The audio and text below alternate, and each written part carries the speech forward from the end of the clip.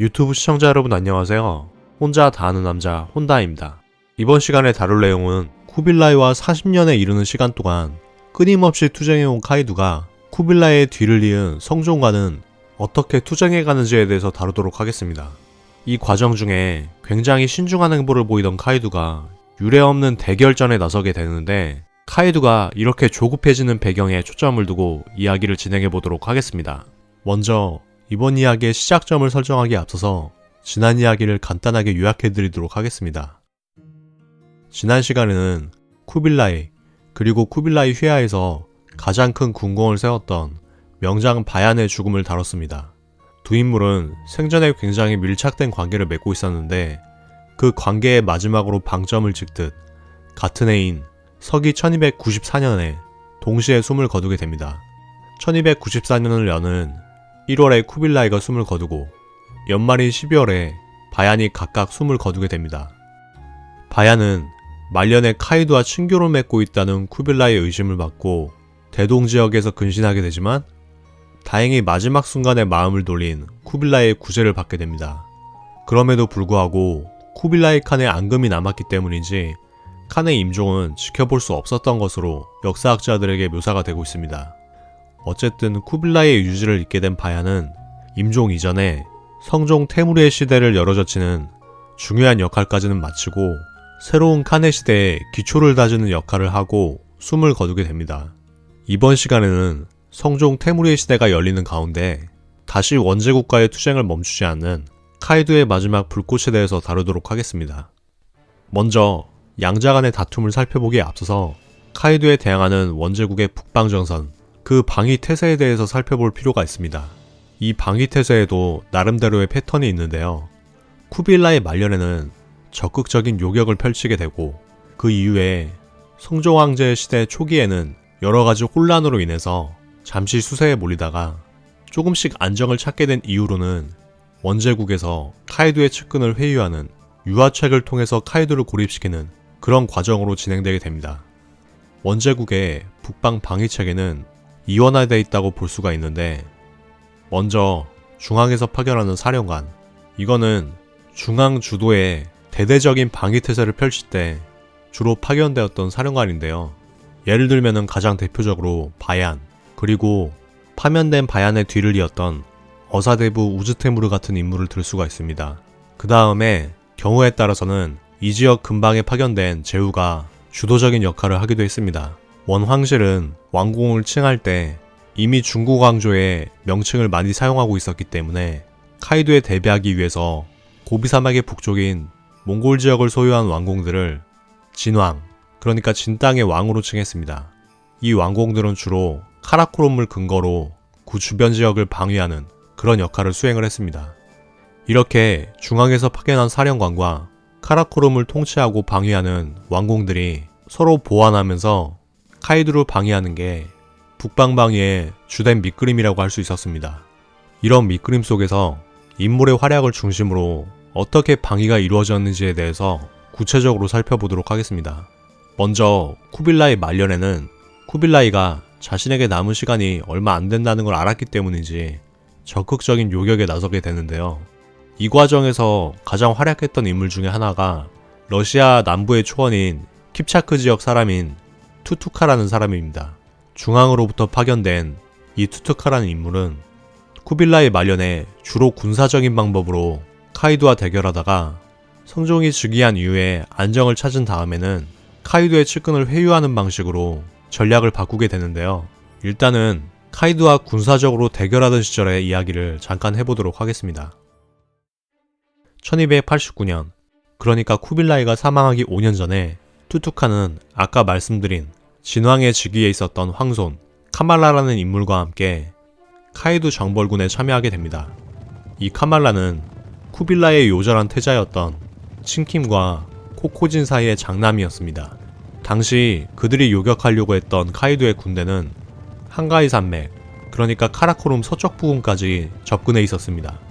카이두의 군대는 그 험준한 산세에 의존해가지고 자기들을 정벌하기 위해서 진군하던 진왕 카말라와 투투카이 군대를 기습했던 것으로 보입니다.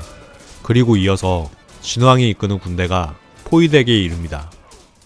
그때 강병으로 이름난 킵차크 근위군의 지도자인 투투카가 자신의 군대를 돌격시켜가지고 백병전을 통해서 진왕을 구출해 나오게 됩니다. 여기서 킵차크 군이라고 하면은 수부타이와 제베의 1차 서방 원정에서 한때 몽골군을 궁지에 몰아넣었던 쿠만족을 연상해 볼 수도 있습니다.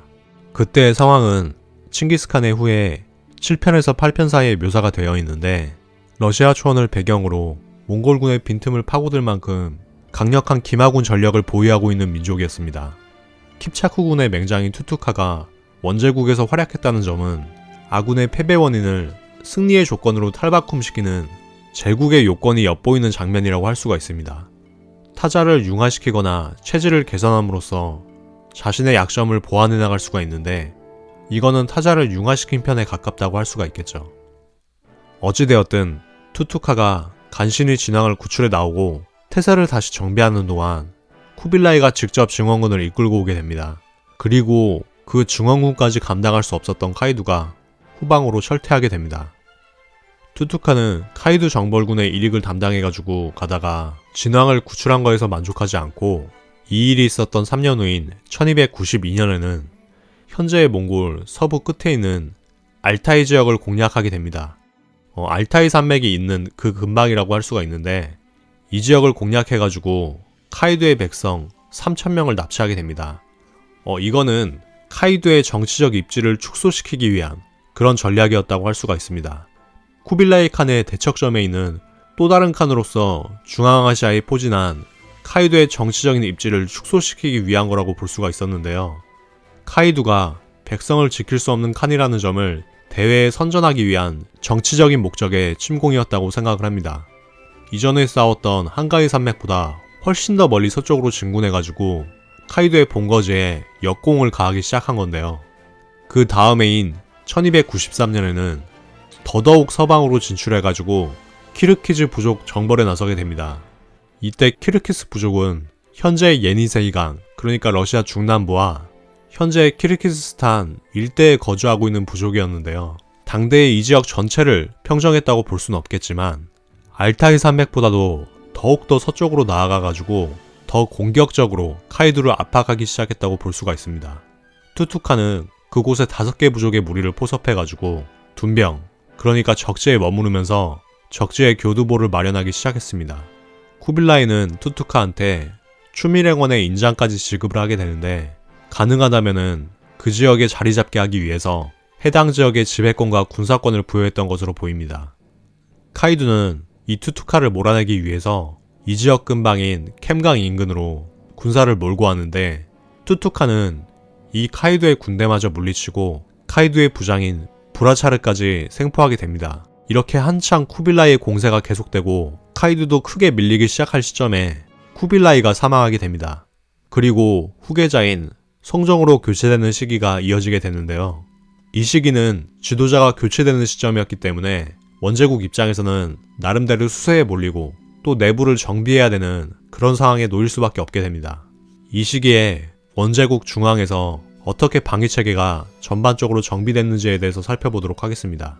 잘 아시다시피 투투카가 카이두를 물리치고 그 부장까지 생포한 1293년의 1년 후인 1294년 쿠빌라이가 사망하고 바얀도 이어서 1년 내에 사망하게 됩니다. 쿠빌라이가 후사를 맡긴 탁고 대신 바얀까지 사망하게 된 건데요. 일반적으로 탁고 대신을 지명할 때는 정치적인 협력과 견제가 가능한 최소 2명 이상 그리고 5명 이하 정도의 인물이 지정되기 마련이죠. 시청자분들께서 익숙하실 삼국지의 예를 들면은 촉항 같은 경우는 유비가 후사를 맡길 가장 중추적인 인물로 지명한 제갈량과 이엄 이런 인물들을 들 수가 있을 거고 위나라의 군주 조비가 사망하고 조예가 즉위할 시점에 그들의 친족인 조진, 조유 그리고 친족의 중신이었던 사마이와 진군 이런 인물들이 탁고 대신으로 지명이 됐었죠. 쿠빌라이도 자신이 후사를 맡긴 인물 중에서 일부는 빨리 죽고 혹은 한 명이 일방적으로 권세를 휘두르는 것을 방지하기 위해서 3명 정도의 탁고 대신을 지명하게 됩니다. 가장 중심은 바얀이었고 그 다음에 위이로라는 인물, 마지막으로 가장 지금 핵심적으로 다룰 이정태라는 인물이었습니다. 이 인물은 이전 방송을 유심히 보신 시청자분들께서는 아시겠지만 남송정벌과 나양과의 싸움에서 활약했던 한족 맹장이었습니다. 이 이정태가 중앙에서 군사적인 태세를 정비하는데 큰 공을 세우게 되는데 성종도 이 이정태를 굉장히 아껴서 회견을 하다가 식사 때가 되면은 황제인 성종이 직접 자신의 음식을 이정태한테 나눠주기도 하고 또 큰 잔치가 있으면은 이정태가 친조광, 그러니까 제후들의 바로 다음 자리에 배석해서 백관을 총괄하는 그런 역할을 맡았다고 원사열전에 기록되어 있습니다.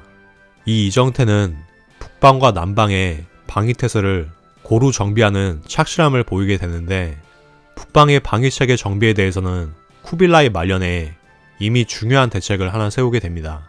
쿠빌라이가 나양과 만주에서 결전을 벌였을 때 그 상황에서 위기에 몰린 쿠빌라이를 구원했던 이정태는 이런 일련의 전투들로 인해서 한족 군사의 힘이 크게 소모되었다고 보고 매년 2월과 8월에 그 군사들을 집으로 돌려보내고 다른 군사들로 교체하는 방식으로 북방에 있는 한족 군사들이 지속적으로 날카로운 기세를 유지할 수 있도록 했습니다.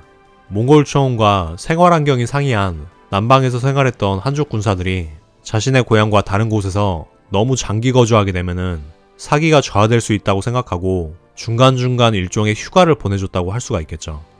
이 대책은 일부 군사만 정해야 되는 걸 막고 남방의 한족 군사 중의 다수가 전반적으로 군사적인 경험을 쌓게 하는 그런 대책이 되기도 했습니다.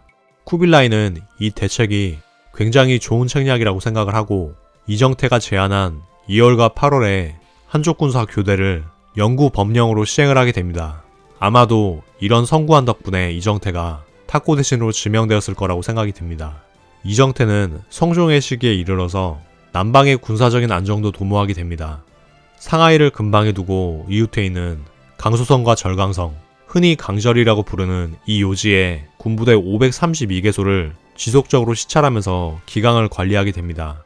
이 지역이 장강의 끄트머리이자 해상무역의 요지이기도 했기 때문에 집중적으로 관리했던 것으로도 보이지만 남쪽의 반란과 소요가 끊임없이 계속 이어지고 있는 상황이었기 때문에 특별히 중요한 이 지역의 군사적인 방비를 더욱더 다졌던 것으로 보입니다. 이런 식으로 이정태는 정권이 교체되는 시점에 어쩔 수 없는 어지러움과 내후 외환을 조금씩 수습을 하는 중요한 역할을 하게 됩니다. 이때 당시 이정태에 의해서 이렇게 중앙이 태세를 정비하는 동안 북방에서도 공격적인 모습이 돋보이기보다는 이전에 거뒀던 성과를 조금 내려놓고 수세를 유지하면서 이보 전진을 위한 일보 후퇴라고 할 만한 행보가 이어지고 있었습니다. 이때 당시 카라코롬에 있었던 진앙은 계속 카말라였고 사령관은 바얀을 대신해서 북방에 파견되었던 우즈테무르가 계속해서 있었는데요. 그런데 성종 치세 1년이 지난 다음에 북방의 사령관이었던 우즈테무르가 북방 방위 문제를 협의하기 위해서 조정을 방문했다가 갑자기 병으로 사망하게 됩니다.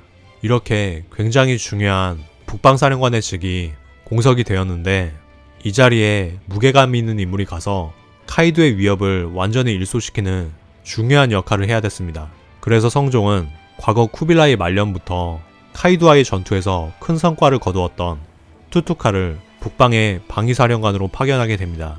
이 투투카가 북방에 파견된 이후로 어떤 상황들이 펼쳐지는지 상황극을 통해서 묘사해드리도록 하겠습니다. 1295년 봄, 투투카는 북방에 다시 돌아와 군사를 관장하기 시작했다. 투투카는 쿠빌라이의 만년, 적극적 공세로 카이도를 위협하였기에 북방의 장병들은 대반전을 기대하고 다시 돌아온 투투카에게 공세를 촉구하기 위해 투투카에게 회견을 청했다. 투투카 장군, 이제 드디어 카이도에게 매운맛을 보여줄 때가 됐습니다. 그렇소. 이 투투카가 북방에 온 이상 카이도의 무리가 더 이상 이곳에서 득세하지 못하도록 조치할 것이오. 대장, 그렇다면 언제쯤 카이도에게 공격을 가할 생각이십니까? 공격? 어째서 내가 카이도와 전면전을 벌일 거라고 보시오? 투투카 장군께서는 카이도와의 전투에서 수차례 성공을 거두시지 않았습니까? 그간 북방에서의 성과가 지지부진하니 저희와 함께 다시금 장군의 무용을 이 북방에 펼치셔야만 합니다. 그렇습니다. 병사들은 장군의 명령에 제 몸을 돌보지 않고 달려들 것입니다. 모두들 바야흐로 성종왕제의 치세가 안정되는 이 시점에 남다른 군공을 쌓고 싶은 모양이로군. 허나 당장은 그럴 때가 아니오. 그럴 때가 아니라고 하심은 대체 무슨 의미입니까? 쿠빌라이 칸께서는 오랜 세월 카이두와 연합하는 세력과 끊임없이 싸우셨소. 그들 중에는 본래 카이두의 장막 아래 거하던 자도 있지만 우리 원제국의 황금시족, 즉 진조광이었던 경우가 대반이오. 그렇기는 합니다만 그래서 어떻다는 것입니까? 그들 중 일부를 징벌하여 본보기를 보인다면 우리 측으로 기부하는 자들이 차차 늘어가지 않겠습니까? 말을 먹이로 달랠 것이냐, 채찍으로 다스릴 것이냐 하는 문제인데 분명 언젠가는 제장들의 말대로 무력에 의한 토벌이 반드시 필요한 시점이 올 것이오. 하지만 그전에는 카이도에게 배반한 진조광들을 우리가 내미는 먹이로서 길들일 필요가 있어. 카이도의 연합 세력을 회유하자. 이런 말씀이시로군요. 지금이 어째서 회유의 적기입니까? 카이두는 끊임없이 우리의 진조광을 자신의 곁으로 끌어들였는데 우리는 그간 정권의 교체로 혼란한 와중이었기에 잠깐 사이에도 물밀듯이 이루어진 그들의 입안을 막지 못했소. 우리는 지금 얼마나 많은 자들이 카이두와 함께하는지 제대로 파악하지 못하고 있어.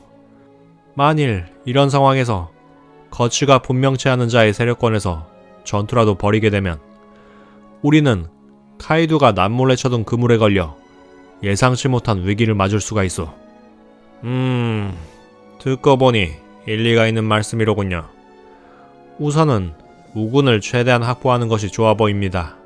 장군께서는 과거 북방에서 용명을 날리신 만큼 카이두를 등지고 다시금 장군을 따르는 자도 크게 늘어날 것입니다.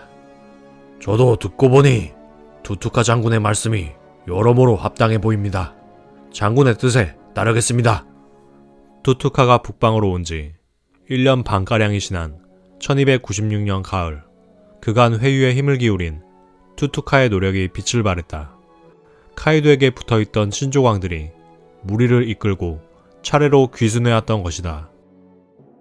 투투카 장군, 그동안 공들여 꾸준히 달랜 덕분인지 진조광의 무리가 줄을 지어 우리 원에 투항하고 있습니다. 그들의 대이동으로 변방의 백성들이 크게 놀랄 정도로가 합니다. 소식은 듣고 있네. 편방의 백성들과 새로 유입되는 세력들 간에 갈등이 발생할 정도라고. 우리의 회유책이 당초에 기대한 것보다도 큰 성공을 거두긴 했지만 여기에 방심하지 말고 변방에서 발생하는 갈등과 소요를 잠재울 수 있도록 도와주게. 나도 직접 나서도록 함세. 명령 받들겠습니다. 투투카는 직접 서북방 경계인 우룬칸 지역까지 가서 백성들을 진정시켰다. 투투카의 적극적인 모습에 친조광 얀부쿠르 등이 추가로 투항하였다. 투투카는 이들을 안내해 조정으로 데려옴으로써 적극적으로 투항 인사들의 권익을 보장해주기도 하였다. 투투카의 유화책에 의해 원에 투항하는 카이두계 인사들의 행렬은 이듬해인 1297년에도 계속해서 이어졌다. 이에 카이두의 진영이 혼란해지기 시작했다. 카이두 칸, 아리크부케의 차남 멜리크 테무르가 칸에게 인사드립니다. 오랜만이군. 오늘은 무슨 일로 나를 찾았는가? 오늘은 유감스럽게도 나쁜 소식을 전하게 되었습니다. 오랫동안 카이두 칸과 연합했던 제 형제 요부크루와 몽케 칸의 손자 울루스 부카가 칸의 장막을 떠나 원으로 기순하였습니다. 그 이야기를 듣고 한동안 나직이 신음하던 카이두는 힘들게 말문을 떼기 시작했다. 투투카가 북방으로 다시 부임한 이래로 원으로 배반하는 세력이 나날이 늘어가고만 있군. 이제야말로 특단의 조치가 필요한 시점이라 할 수 있겠어. 특단의 조치라 하시면 무엇을 말씀하시는 것입니까? 이 가이드와 테무리를 둘러싼 황금시족들에게 누가 더 사나운 발톱을 가진 늑대인지 증명해야 할 시점이 왔다. 변경을 떠도는 원나라의 어린 양을 사냥하여 양떼들에게 겁을 주도록 하겠다. 그게 좋겠군요. 그럴 심산이시라면 우리의 사냥감이 될 만한 녀석이 있습니다. 그게 누구인가? 성종 테무리의 사위인 귀르키즈입니다. 허, 제법 말이 되는 이야기로군. 그는 원의 변경에서 외딴 전방의 방위를 맡고 있으니 정군으로 그를 단숨에 들이쳐 괴멸시킬 수 있겠어. 즉시 준비에 나서도록. 1298년에 카이도는 전력을 기울여 원의 변경 한 지점을 집중 공략함으로써 성종의 사위인 퀴르키즈를 생포하는 데 성공하였다.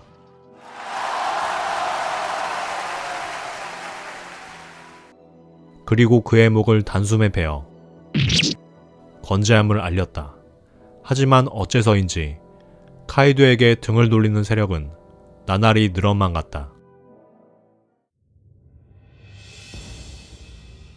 우리 카이두군은 귀르키즈의 목을 베는 성과를 거둔 이래 한 지점에 대한 대대적인 기습을 통해 간간히 큰 전과를 거두었지만 우리를 따르는 세력은 나날이 줄어만 가고 있군.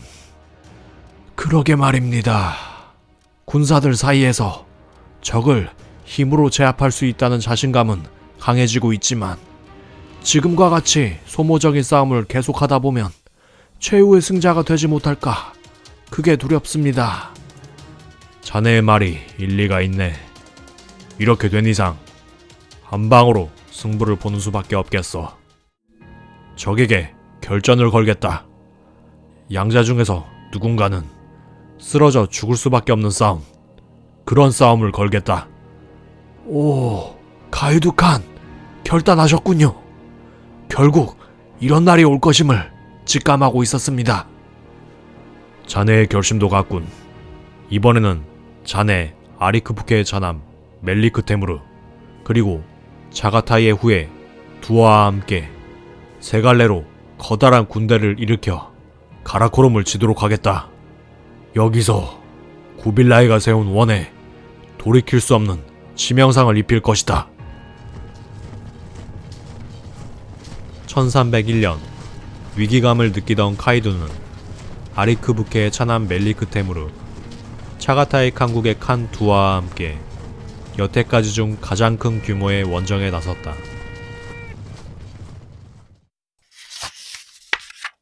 투투카가 회유책으로 북방에서 큰 성공을 거두고 카이도는 국지전에서 승리를 거둠에도 불구하고 점차 세력이 약화되어 가면서 결국에 원제국과 결전에 나서게 되는 그런 장면을 묘사했습니다.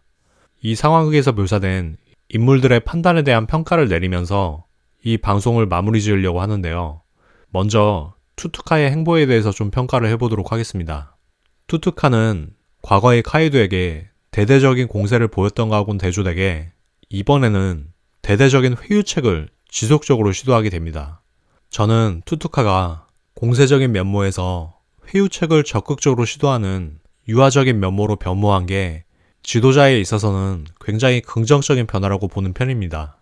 지도자는 현실 세계의 변화에 맞춰서 자기가 이끄는 조직을 더욱더 유리한 입지로 이끌 수 있는 그런 선택을 유연하게 할 줄 알아야 된다고 생각을 하는데, 현대사에서 그게 가장 대표적으로 드러나는 게 이스라엘의 사례가 아닐까 생각을 합니다. 물론 이스라엘이란 조직에 대해서 도덕적인 비난도 많이 있지만 제가 여기서 얘기하려고 하는 거는 지도자들의 유연한 태도 그 자체를 좀 조명해보고자 합니다. 제가 소식적에 이스라엘의 이츠하크 라빈이라는 총리가 암살되었다는 소식을 라이브로 접한 적이 있는데요. 이 사람이 중동 평화회담을 추진하고 또 노벨 평화상까지 받은 그런 인물이라는 것을 암살당했을 때 전해 듣게 됐는데, 이스라엘의 역사를 공부하면서 이 사람이 이런 평화회담 30년 전에 진행됐던 중동 전쟁에서는 인접국과 적극적으로 싸워나갔던 이스라엘의 장군이라는 걸 알게 됐습니다.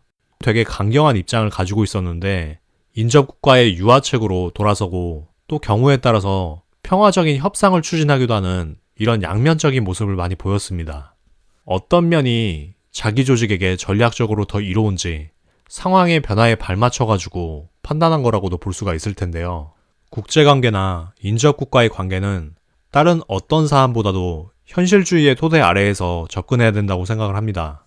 그리고 이런 상황에서 지도자가 내리는 판단의 핵심 근거는 현재 상황에서 가장 이로운 방침이 무엇인지를 읽어내는 데 달려있다고 생각을 합니다. 이런 상황에서 지도자에게 필요한 것은 항상 같은 수단만을 변함없이 지향하는 게 아니라 조직의 입지와 상황을 조금이나마 더 이롭도록 할 수 있는 그런 변화를 어떻게 가장 먼저 받아들이고 또 구성원에게 설득하고 그걸 도입할 준비를 차근차근 해나가는가, 이런 점들이 중요한 게 아닐까 하는 생각을 해봤습니다. 다른 한편으로 투투카가 성과를 거두는 가운데 카이도는 점차 외통수에 몰리게 됩니다. 그렇다면은 계속해서 동맹 세력을 잃고 있는 가운데 카이도가 공세에 나서는 판단은 좋았나, 이 점을 좀 생각해 볼 필요가 있습니다. 카이도의 성과를 결과로서 판단을 한다면 성종의 사이였던 키르키즈의 목을 베는 것과 같이 전투의 성과는 굉장히 좋았지만 카이도가 과거에 비해서 점점 고립되는 그림이 그려진다, 이런 생각이 들었습니다. 그렇다면은 그렇게 상황이 안 좋아지는 만큼 카이도의 판단도 좋지 않았던 거냐, 이렇게 얘기하실 수 있지만 저는 이 상황이 불가항력적인 상황에 가깝지 않았을까, 이렇게 생각을 하는 편입니다. 이 당시 카이도는 오랜 세월에 걸쳐서 쌓이고 쌓인 국력의 차이를 체감하기 시작한 게 아니었을까, 그런 생각이 듭니다. 그리고 이렇게 점점 원제국으로 무게가 실리는 상황에서 카이도를 따랐던 사람들이 점점 배반하는 그림은 어쩌면 당연한 세상의 인지상정이 아니었을까 싶습니다. 그러면서 원나라는 중원의 불을 바탕으로 동맹 세력을 확대하면서 점차 승세를 굳히기 시작합니다. 카이도는 이런 상황을 그냥 앉아서 지켜볼 수만은 없었겠죠. 이런 상황에서 변수를 만들 수 있는 게 그나마 전쟁이었습니다. 삼국지에서도 삼국 중에서 어쩌면 국력이 가장 약하다고 볼 수 있는 촉한의 제갈량이 계속해서 위를 정벌하기 위한 북벌을 시도하잖아요. 제갈량은 굉장히 합리적인 재상이었던 인물인데 어떻게 약한 국력으로 계속 대국을 쳤는가, 이 점이 좀 의아할 수도 있지만 오히려 현실주의자였기 때문에 전쟁을 시도한 거라고도 볼 수가 있습니다. 그대로 현상이 유지가 되게 되면은 결국에 자연스럽게 촉한의 멸망의 길로 갈 수밖에 없었고, 또 다른 한편으로 적에게 협조하는 세력을 자기 편으로 돌리기 위해서는 군수 세력들한테 자기가 군사적으로는 강한 실력을 가지고 있다는 확실한 인상을 심어줄 필요가 있었습니다. 이거는 일본 역사에서도 사례를 찾아볼 수가 있는데, 도쿠가와 이에야스가 도요토미 히데요시에게 굴복하기 전에 일전을 치르게 되는데 왜 그냥 무릎을 꿇으면 되지, 굳이 일전을 치르고 무릎을 꿇었는가, 이게 굉장히 흥미로운 대목입니다. 제가 봤을 때 도쿠가 이에야스는 도요토미가에 그냥 별 볼 일 없이 그냥 수능적으로 고개를 숙이게 되면은 이후에 자기가 도요토미가를 등지면서 자기 세력을 모으기 시작할 때 다른 군속 군주들을 자기 편으로 끌어들일 수 없을 거라고 생각했던 걸로 보입니다. 그래서 굳이 고마테 나가쿠테 전투를 치르고 그 전투의 서전에서 부분적인 승리를 거둠으로써 자신의 이름을 일본 전국에 각인을 하고 훗날 도요토미가를 등질 때 여러 군주들을 회유하는 중요한 포석으로 삼게 됩니다. 이런 점들을 감안하면은 당시 상황을 눈으로 본 것처럼 정확하게는 알 수 없지만 카이도는 나름대로 현실의 제약 속에서 천천히 확실하게 멸망해가는 최악의 선택 대신에 전쟁을 선택함으로써 변수를 만드는 차악을 선택했다는 생각이 듭니다. 그 차악이 바로 원나라와의 대대적인 결전이었고요. 이번 시간의 이야기는 여기까지 하고 마치려고 하는데요. 다음 시간에는 외통수에 몰려서 원나라의 결전을 거는 카이도, 그와 원나라의 결전은 어떤 결말을 맞이하게 되고 또 전투 후에 카이도의 세력 그리고 원나라가 어떤 운명을 맞이하게 될지에 대해서 간략하게 소개해드리도록 하겠습니다. 지금까지 시청해주셔서 감사하고요. 이 영상이 재밌거나 유익하셨다면 구독과 좋아요 그리고 알림 설정 부탁드립니다.